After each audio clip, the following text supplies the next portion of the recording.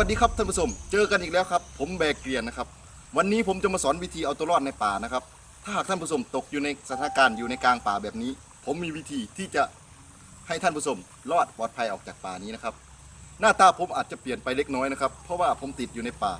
3-40 ปีนะครับถ้าหากคุณตกอยู่ในสถานการณ์แบบนี้นะครับก่อนอื่นเราต้องหาแหล่งน้ำเพราะแหล่งน้ำมันจะช่วยพาเราออกไปจากที่นี่ได้นะครับ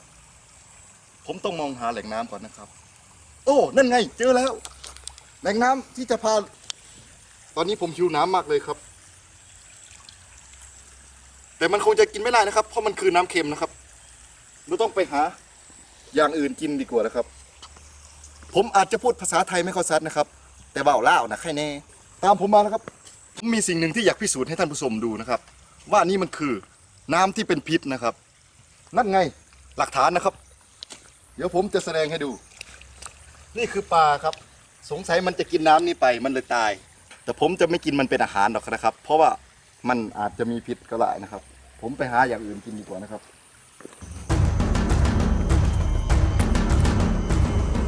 ไม่ต้องถ่ายกูกำลังขี้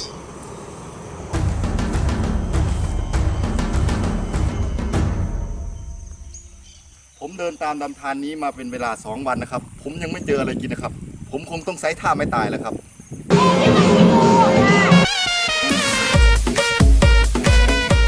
เฮ้ยนั่นไงมันออกมาแล้ว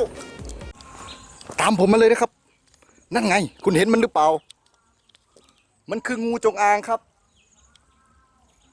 ผมจะกินมันเพราะผมหิวมากโอ้แม่สาวน้อย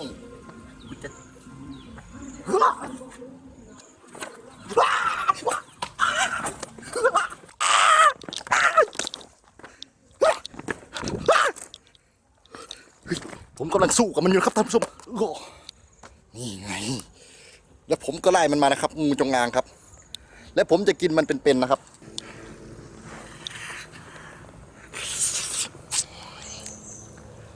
มันเป็นเนื้องูที่อร่อยมากครับตั้งแต่เกิดมาผมไม่เคยกินอะไรที่มันอร่อยขนาดนี้มาก่อนต่อไปเราต้องหาน้ำดื่มที่มันสะอาดดื่มนะครับเดี๋ยวเราจะลองเดินดูแถวนี้ก่อนนะครับว่ามันมีน้ำดื่มหรือเปล่าโอ้นั่นไงนี่ไงครับมันคือต้นไม้ที่มีน้ำเราสามารถเอาน้ำจากต้นนี้มาดื่มได้นะครับนะเดี๋ยวผมจะแสดงให้ดูน้ำของมันจะอยู่การโทษนะครับเราก็จะมองหาแป๊บหนึ่งครับเดี๋ยวก็เจอโอ้เห็นดิเห็นแล้วบ่หันแลมากมันครับเห็นแจ้งเลยซูมเข้าไปอีกน้อยนึงนี่เดี๋ยวผมก็จะขึ้นไปนะครับ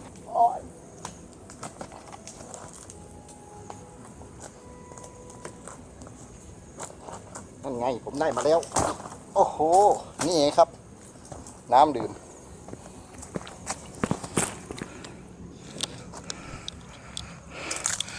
แล้วเราก็ได้น้ำมานะครับผมได้สูญเสียพลังงานมามากนะครับเพราะว่าจากการเดินทางแล้วก็ปีนต้นไม้ต้นนี้นะครับแต่มันก็คุ้มค่านะครับเพราะมันมีน้ำให้เราดื่มนะครับ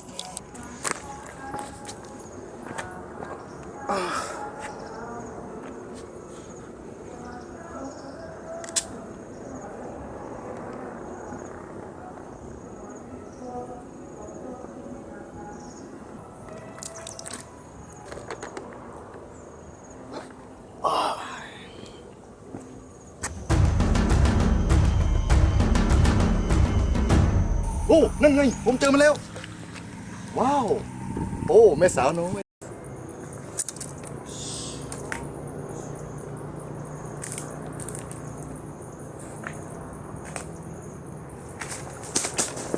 โอ้โหไปเร็ว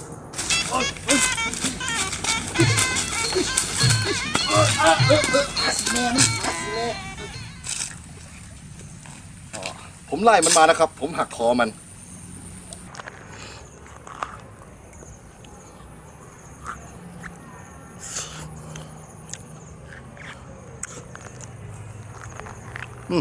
รสชาติมันเหมือนหมากฝรั่งแล้วครับผมอิ่มแล้วต่อไปผมก็ต้องหาน้ำกินก่อนนะครับผมจะแปะมันไว้ที่นี่เมื่อไหร่ที่ผมหิวผมก็จะได้กินมันอีกหลังจากที่กินอิ่มแล้วนะครับผมก็จะหาน้ำดื่มก่อนนะครับตามผมมาครับนั่นไงผมจะแสดงให้ดู และหลังจากที่ผมเดินหาน้ำเป็นเวลา2 ชั่วโมงนะครับผมก็ได้เจอแล้วนี่ไงนี่คือต้นไม้ที่สามารถให้น้ำเราดื่มได้นะครับหรือเรียกอีกอย่างหนึ่งว่าต้นแลคตาซอยนะครับเราสามารถหยิบมากินได้เลยนะครับนี่ไงครับแล้วผมจะจับมันมาดื่มเลยนะครับมันจะมีประโยชน์มากนะครับมีอะมิโนและข้อดีของมันก็คือไม่ใช้วัตถุกันเสียและไม่เจือสีสังเคราะห์นะครับ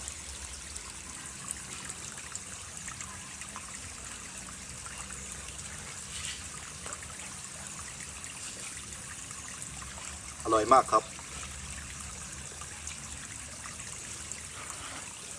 ไปเดินห้างต่อ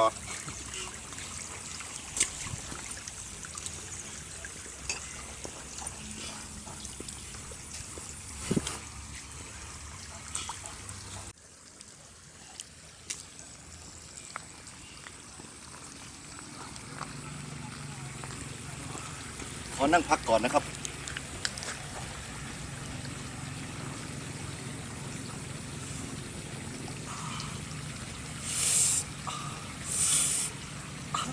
อี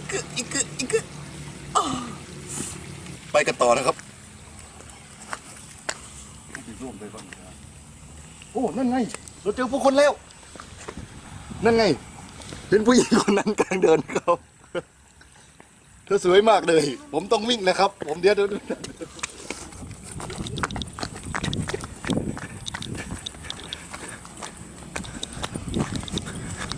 มีรถวิ่งผ่านแล้วครับโอ้นั่นไงเธอสวยมากเลยโอ้สุดท้ายเราก็รอดได้นะครับ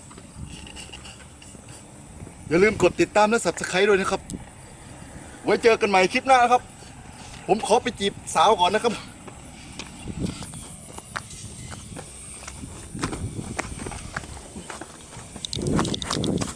โอ้นี่ไงครับนี่ไงมันคือเส้นทางแต่ว่าผมขอพิสูจน์ก่อนนะครับโอ้นี่มันคือทางที่เกิดจากธรรมชาตินะครับนี่มันไม่ใช่ทางที่มนุษย์สร้างขึ้นนะครับแต่มันคือทางที่เกิดจากธรรมชาตินั่นมันคือช้างป่านะครับไม่ใช่รถ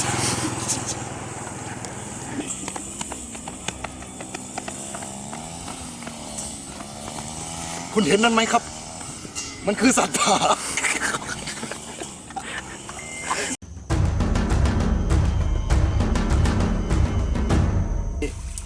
มันเป็นต้นที่สามารถ